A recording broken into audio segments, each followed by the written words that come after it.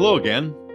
This is Will Luden, your host with Take 10 with Will Luden, where we get together weekly to talk about how we can improve our lives, the communities, and the nation around us, and the world. And we're focusing on our lives and the communities and the nation. And today's topic is ending gun crime, punish the criminals. And together, and very much together, we're at episode 405. And I can remember when episode 1, I can remember episode 100, and so on. But here we go, off into the future. It's always dangerous and wrong to ascribe responsibility 100% to any one person or group. There's always shared responsibility. It is just as true in any gun violence as it is everywhere else. It is all about the guns is just as wrong as it is all about criminals. But with the current emphasis being on it's all about guns, this episode will add a strong pitch for tough gun crime penalties. Beyond its purpose of various levels of proposed additional gun control laws is to reduce gun crime. And there's tens of thousands of laws on the books, and obviously they're not working all that well, which is why we need more gun laws. I'm not opposed to those, and I'll get to that. At least I'm not opposed to some of those. We'll get to that a little bit later. But here's a different approach, and this approach that will work with certain caveats, it will work. Enact and enforce tough gun use laws. The point here is to attack criminals doing the crimes. Take a whack out of gun violence, take a whack out of the criminals. That is the subject of today's short form episode. Take 10 with Will Luden, reminder, just a reminder. We believe in finding common goals everywhere. Common goals exist. If reasonable people sit down and have a discussion about what's the common goal with education, with gun crime, with welfare, and so on. If we sit down, we'll find common goals, not tactics, not agendas, but we'll find the goals. And try this one on as a thought for the common goal, the shared goal with gun crime. Reduce gun violence as much as possible with the least amount of restrictions on law abiding citizens. Now, we know we could reduce crime to near zero by simply declaring martial law and destroying lots of personal freedom. That's one way to do it, but that would not be much of a balance, and we're not going to go there, nor we should go there. And I'd love to hear other people who follow Take 10 with Will Luden would love to hear what your idea of a goal is, not agendas or tactics, but what your overall goal is with reducing gun crime. What I'm saying here is reduce gun violence as much as possible with the least impact on law-abiding citizens. So let's get into some of Take 10 with Will Luden's specific ideas about enact and enforce.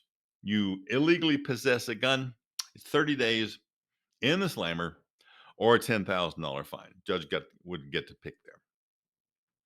If you're part of a group, whether you carry the gun or not, where a gun is present during the commission of a crime, it's a year in prison. If you carried the gun, it's 3 years in prison. Tough, you bet. But enough is enough, right? Be part of a group where a gun was discharged during a crime, 3 years in prison. If you discharge the gun, 5 years. And yes, this is how I turn my pages. Be part of a group where someone was injured during a gun crime, it's 5 years. If you're the person causing the injury, 10 years. And if you're part of a group where someone died of a gunshot, it's 10 years. If you're in the group, didn't have a gun, and somebody dies during the commission of that crime, it's 10 years. If you pull the trigger, life without parole. All sentences are mandatory, no possibility of parole. Draconian, but enough is enough, right?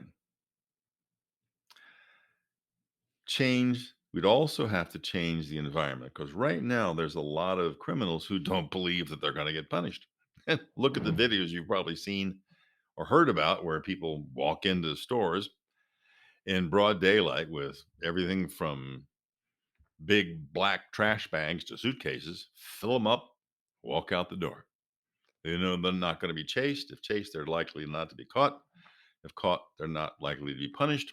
And then you add the defund the police and the news about DAs who are backing off on prosecuting crimes.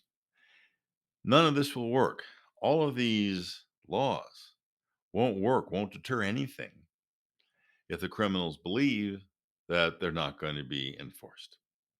We have to change the environment. Do the crime, do the time. Simple as that.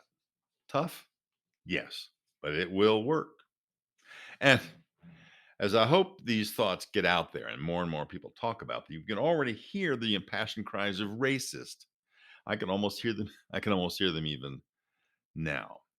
Because there's a lot of people who believe that anytime there's a racial disparity in a group, whether it's with crime, academics, testing, jobs, you name it, anytime there's a negative disparity, that the fault is it's racism. They just scream racism and they won't look at culture, respect for education, uh, family dynamics. They won't look at anything else. They just point to racism and scream it loudly. And if you say something else, they scream even more loudly. And that's not only wrong, but it's dangerous because if you misdiagnose the problem, you'll never find the solution. If you keep screaming that that the disparities, the negative disparities, are all racism, you'll never find the real causes. It's kind of like if you go into the doctor and the doctor says you've got cancer and what you really have is a heart problem, they'll never cure it because they're they've misdiagnosed it.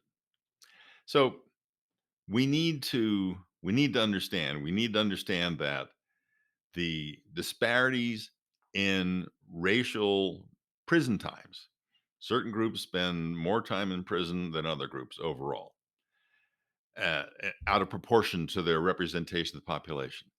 That it's not racism. It has to do with the amount of crimes are committed by those people in those groups as opposed to the people in the other groups. And the second one is, and this was actually kind of fun, uh, while they're screaming racism, at the same time, they're telling us that many of these killings are being done by white supremacists. Now, you go, you go figure that one out. I'm lost.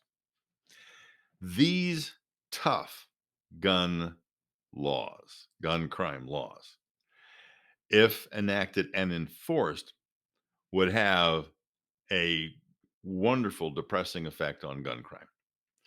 And they would have to be done along with other things, including enacting certain laws that include raising the age to buy a gun, expanding and strengthening background checks, adding a waiting time, and having first volunteer, well trained, first line of defense people in various places, including schools, volunteers and well trained.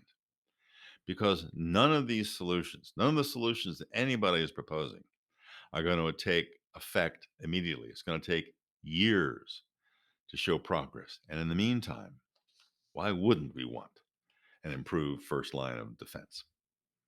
And while you're thinking about this, discussing this with other people, just thinking through in your head, if you don't like the exact times I'm talking about, if you think 3 years ought to be five, or 5 years ought to be three, or 10 years ought to be five, or 15, the point is tough, enforced gun crimes will have a wonderfully positive effect. Do the crime, do the time. So just pause for a second.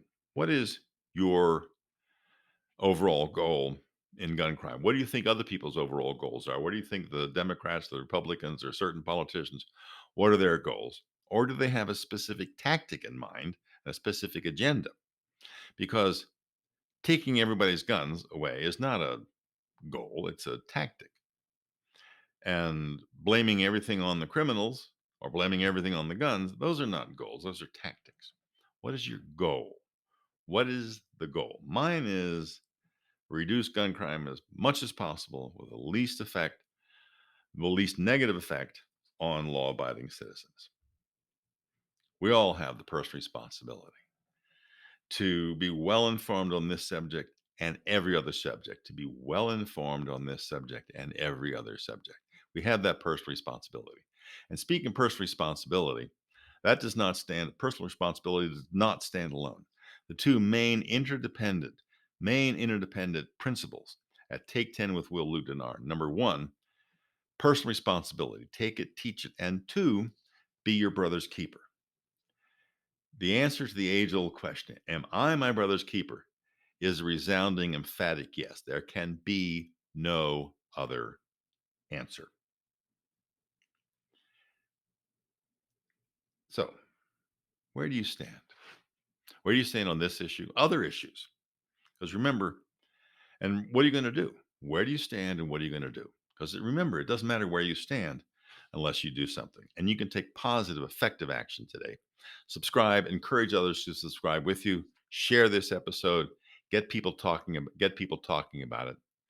That's something you can do. That's positive action you can take right now. And leave comments, give us good reviews.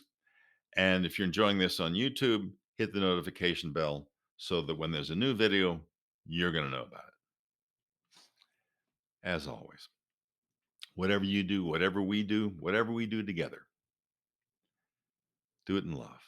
Because without love, anything we do is empty. This is Will Luden. Talk to you next time. You've been listening to Take 10 with Will Luden. If you've enjoyed the stimulating, passionate, and relentless reasoning, we encourage you to get out there and do something. Follow Will Luden and learn more at willluden.com.